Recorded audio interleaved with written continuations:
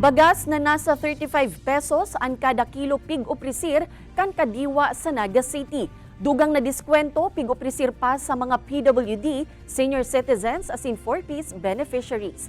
May report si Chris Novello. Sa ibong kan pagiging senior citizen amin na nagpila para makabakalin baratong bagas si Corazon Navia kang Naga City. Day nasubot niya inisip ang halawig na pila nga ni makabakal sa naning baratong bagas. Gurano po ang bagas ngayon sa sentro, sobra. Lampas pa sa senior. Si Sofia Elmido man alas 7 pa sa nasubot nin pagkaaga, nagpasiring sa niya para makabakalin baratong bagas. Como 4-piece beneficiary, digit na sa nasubot ang nababakal kan itinataong rice subsidy kan DSWD.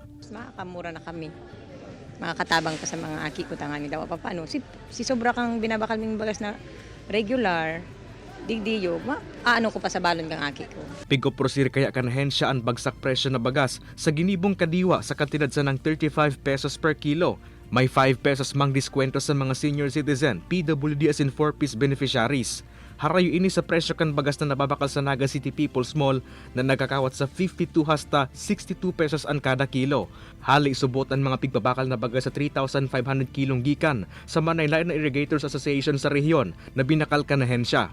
So kinausap natin itong mga irrigators associations natin, mga farmers natin dito sa Bicol. Nagkausap-usap naman kami na sa presyo naman na 35, hindi naman sila lugi na. No? So sabi ko, pwede naman nating i-share. Sa ibong kaini, limitado sa nasa 5 kilo ang pwedeng bakalon kan sarong para bakal. Kaibanan si Carlo Abonita, Chris Novello, Balitang Bicolandia.